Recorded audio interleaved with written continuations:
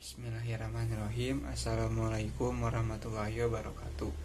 Perkenalkan, nama saya Asep Safari, NPM 101201104. Di video kali ini saya akan menjelaskan materi mata kuliah manajemen sumber daya manusia, yaitu tentang manpower planning untuk pertumbuhan perusahaan. Perencanaan tenaga kerja atau manpower planning adalah memperkirakan jumlah optimal orang yang diperlukan untuk menyelesaikan suatu proyek, tugas atau tujuan dalam waktu tertentu. Perencanaan tenaga kerja mencakup parameter seperti jumlah personil, berbagai jenis keterampilan, jangka waktu, dan lain-lain. Ini adalah proses yang berkesinambungan untuk memastikan bahwa bisnis memiliki sumber daya yang optimal dengan mempertimbangkan proyek yang mendatang.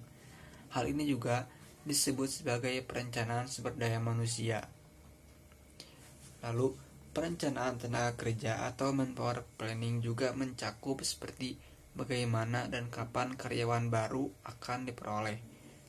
Seluruh proses ini dilakukan dengan tetap memperhatikan tujuan organisasi, prediksi masa depan untuk bisnis, dan perubahan tren teknologi.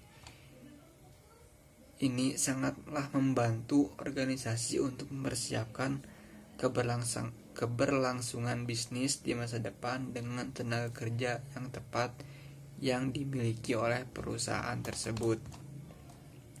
Lalu, proses perencanaan tenaga kerja atau Departemen SDM setiap perusahaan harus senantiasa mengawasi sumber daya manusia yang dimiliki perusahaan, seperti perubahan dinamika industri, lalu peningkatan kebutuhan bisnis, lalu keterampilan yang diperlukan untuk teknologi tertentu, kebutuhan untuk meningkatkan sumber daya yang lebih baik. Tentunya butuh proses dan langkah-langkah untuk melakukan perencanaan tenaga kerja atau manpower planning yang dijabarkan pada 4 proses. Pertama, memahami tenaga kerja yang ada. Kedua, perencanaan masa depan. Yang ketiga, rekrutmen dan seleksi. Yang keempat, pelatihan karyawan. Yang kelima, memonitor kesenjangan keterampilan. Yang keenam, mengadakan pelatihan. Yang ketujuh, evaluasi. Lalu, apa pentingnya perencanaan tenaga kerja atau manpower planning? Perencanaan tenaga kerja merupakan persyaratan penting untuk bentuk bisnis apapun. Hal ini tentunya sangat membantu perusahaan untuk mempersiapkan karyawan dengan keterampilan sesuai yang diharapkan perusahaan. Dengan kebutuhan bisnis yang terus berubah, kemajuan teknologi, keterampilan dan pengetahuan karyawan cenderung kudet alias kurang update selama jangka waktu tertentu. Jika sebuah perusahaan gagal untuk mempersiapkan, hal tersebut menjadi masalah di masa mendatang dan dapat merusak bisnis model perusahaan. Oleh karena itu, persiapan perencanaan tenaga kerja atau manpower planning yang tepat akan membantu pertumbuhan perusahaan. Lalu adapun perkembangan pendekatan SDM. Perkembangan pendekatan SDM dipengaruhi oleh kebudayaan, ilmu pengetahuan, dan hak asasi manusia. Sumber daya manusia adalah totalitas terhadap dari daya pikir dan daya fisik yang bersumber dari manusia. Pendekatan terhadap karyawan antara lain sebagai berikut. Pertama, karyawan dianggap dan diperlukan sebagai barang dagangan. Yang kedua, karyawan dianggap dan diperlukan sebagai SDM. Yang ketiga, karyawan dianggap sebagai mesin. Yang keempat, karyawan dianggap dan diperlakukan sebagai manusia.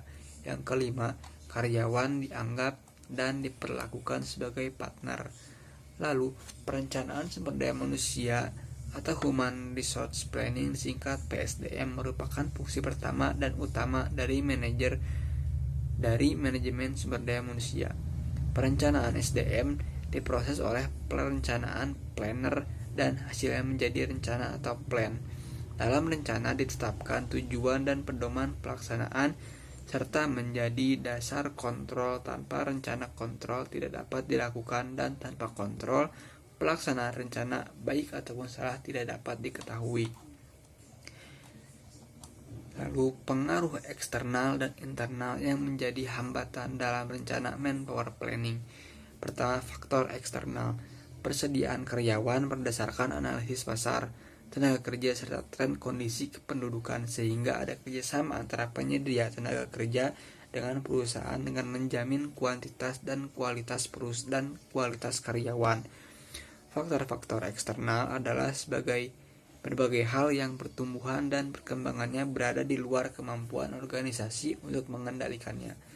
Menurut King Gundu, yang tergolong faktor-faktor eksternal adalah teknologi, sosial, budaya, politik, dan ekonomi. Sedangkan menurut SP Siagan meliputi situasi ekonomi, sosial budaya, lalu politik, lalu peraturan perundang-undangan, teknologi, dan pesaing. Adapun faktor internal. Faktor-faktor internal adalah berbagai kendala yang terdapat di dalam organisasi itu sendiri. Faktor internal menurut SP Siagian adalah rencana strategis, anggaran, estimasi produk dan penjualan, usaha atau kegiatan baru, dan rancangan organisasi dan tugas pekerjaan.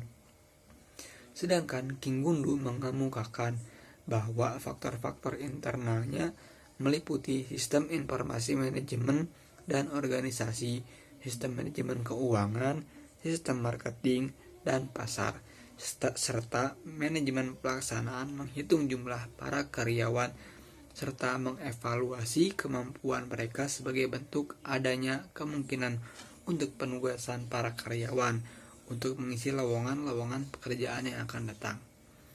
Mungkin cukup sekian video yang bisa saya jelaskan, kurang lebihnya mohon maaf. Wabillahi taufiq wal hidayah. Wassalamualaikum warahmatullahi wabarakatuh.